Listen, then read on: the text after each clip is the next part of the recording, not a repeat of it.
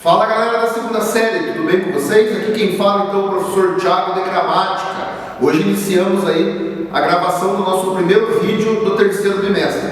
E nós vamos falar então a respeito dos termos essenciais da oração, tá? Então a gente precisa, antes disso, rever, retomar alguns conceitos base, para que possamos então avançar nos nossos estudos. Então vamos lá. Primeiramente, é necessário saber o que é frase, oração e período, tá? Vamos ver então o que é uma frase. Frase, ela pode ser então verbal e nominal. É todo enunciado com sentido completo. Então, todo enunciado que tenha um sentido completo pode ser chamada de frase, tá? Ela pode ser então verbal e nominal. Vamos ver então aqui dois exemplos, ó. Uma verbal e uma nominal. A verbal ela é formada por um verbo, Então, não vá embora. Perceba que está grifado ali o verbo ir. E a outra é um pedido de silêncio, quando a pessoa faz silêncio, Pede para você fazer silêncio. Também é uma frase, não é composta por verbo, mas tem um sentido completo. Então, ela pode ser uma frase composta por várias palavras ou apenas por uma palavra. Basta ter o que? Sentido completo. É diferente, então, a oração. Vamos ver o que é a oração? É uma estrutura sintática cujo significado gira em torno de um verbo. Essa informação é muito importante. Então, para a frase, ela pode ser verbal e nominal. Pode apresentar verbo ou não. A oração precisa ter um verbo. E o sentido dessa oração gira em torno de este verbo. A oração pode, então, apresentar o sujeito e predicado, tá? Ou não apresentar, então, o sujeito. Depois veremos esses casos específicos. Tudo bem até aqui? Vamos adiante? Período. Vamos ver, então, o que é um período. Nós vimos o que é frase, vimos o que é oração. Agora vamos ver o que é período. Período é a frase constituída de uma ou mais orações. Então, veja bem, período é a frase constituída de uma ou mais orações.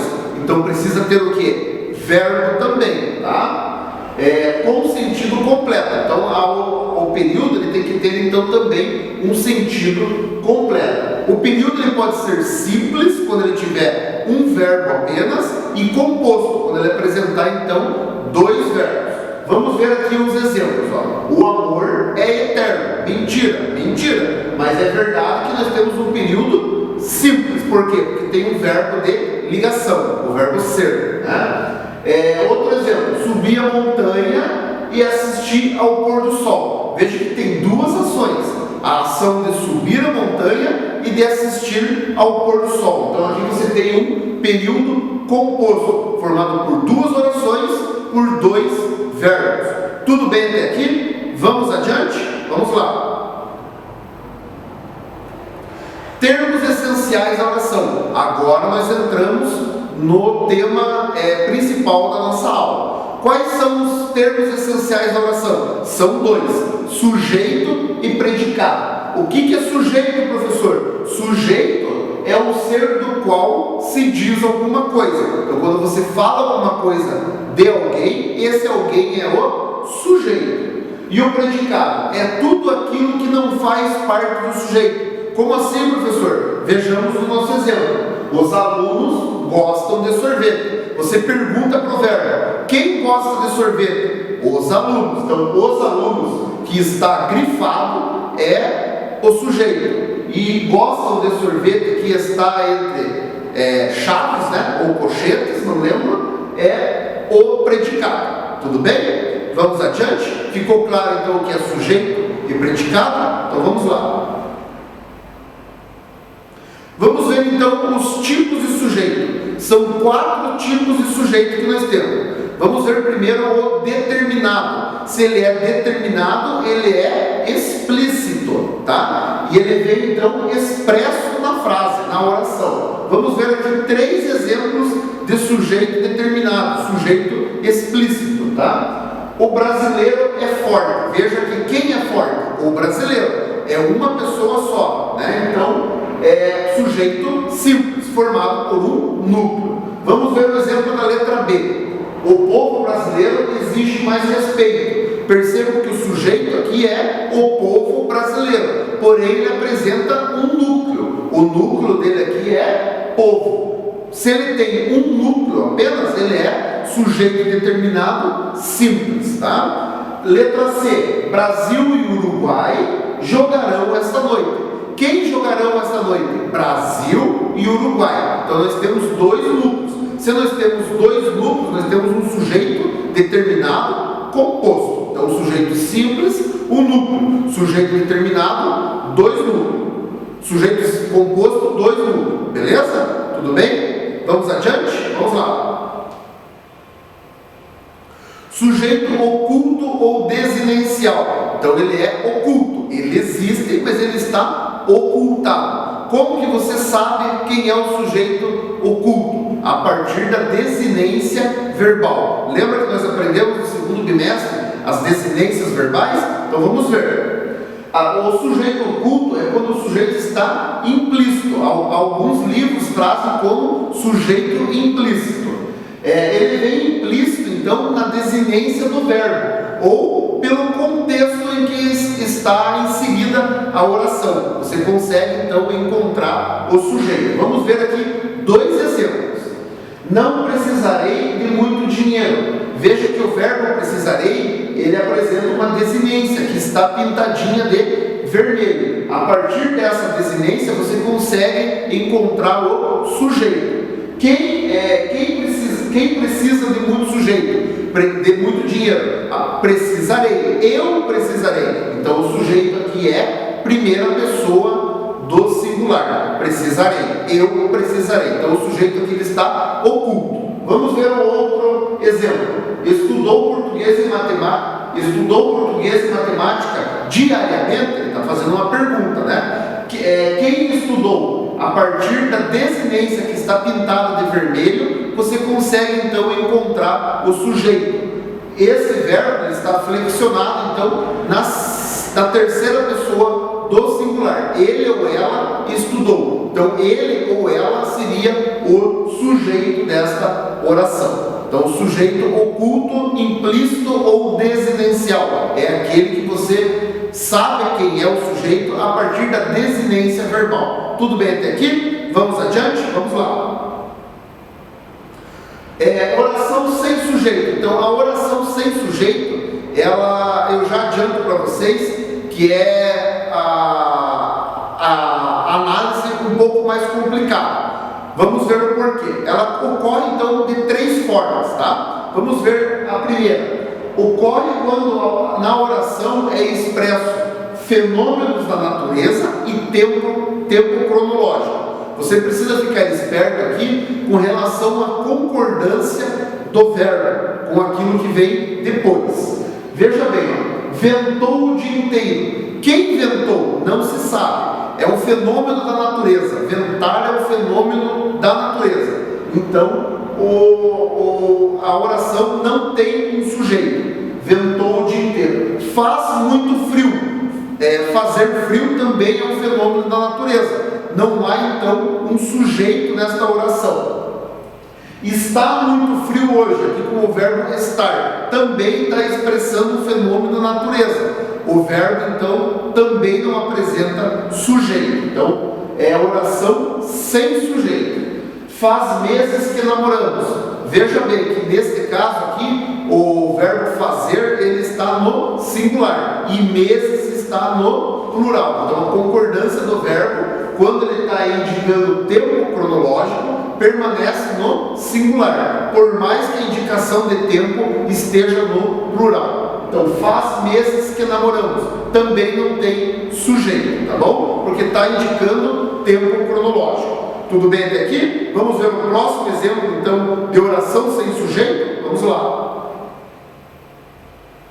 Com o verbo haver, expressando o sentido de existir. Houve muitos acidentes. Também não tem sujeito. E o verbo fica no singular.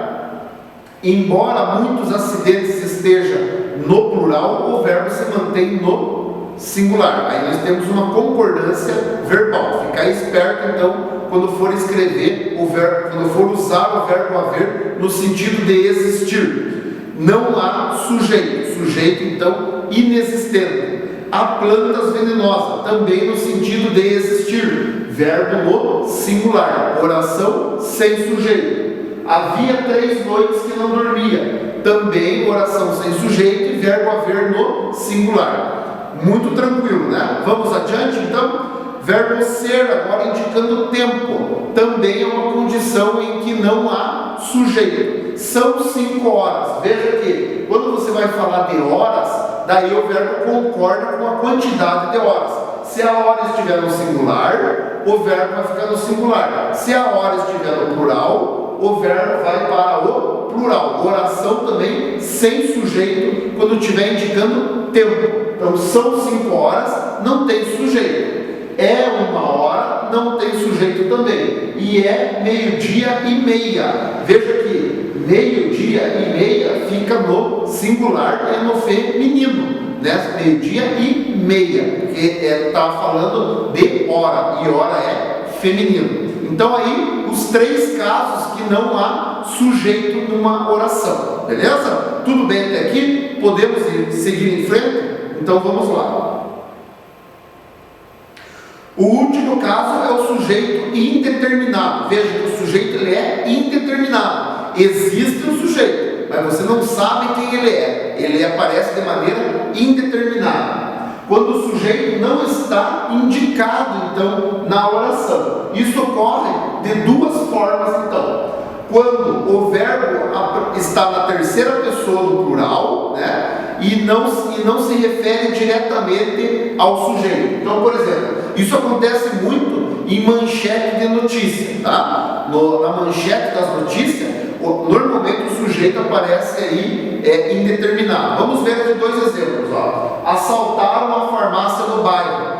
Alguém assaltou a farmácia do bairro, mas você não sabe quem é com precisão a pessoa ou o grupo, né, de pessoas que assaltaram a farmácia no bairro. Atropelaram uma senhora na esquina. Veja que você também não consegue identificar com precisão quem atropelou a senhora na esquina. O sujeito existe, então, mas ele é indeterminado. Para você colocar o sujeito, usar o sujeito indeterminado, você coloca então o verbo da terceira pessoa do plural. Tudo bem? Vamos adiante? Mais um caso então de sujeito indeterminado. Este caso ele é um pouco mais complexo, né? Ele ocorre então com o verbo intransitivo, com o verbo transitivo indireto ou o verbo de ligação na terceira pessoa do singular, mais o índice de indeterminação do sujeito. Esse índice de indeterminação do sujeito é a palavrinha se, tá? Que funciona ali como índice de indeterminação do sujeito. Vamos ver então os 4 exemplos que eu trouxe para vocês. Fala-se muito, você não sabe quem fala, né? Alguém fala muito, mas você não sabe quem é. Então veja que aí você usa o índice de indeterminação do sujeito se. Gosta-se de verduras, o verbo transitivo indireto, né? Você sabe que alguém gosta de verdura, mas você não sabe quem é. Ficou-se triste, usando o verbo de ligação e o índice de indeterminação do sujeito. Acredita-se no futuro do país. Alguém acredita no futuro do país, mas você não sabe quem é. Então o sujeito aqui ele é indeterminado também. Então o verbo acreditar, que é o verbo transitivo indireto, né? Usando então o índice de determinação do sujeito. Tudo bem, galera? Eu espero então ter contribuído com essa aula para vocês de uma maneira bem sintética aí, mas nós então introduzimos aí o nosso primeiro assunto do terceiro trimestre. Eu agradeço por vocês terem assistido esse vídeo e eu vejo vocês na nossa próxima aula. Falou, valeu!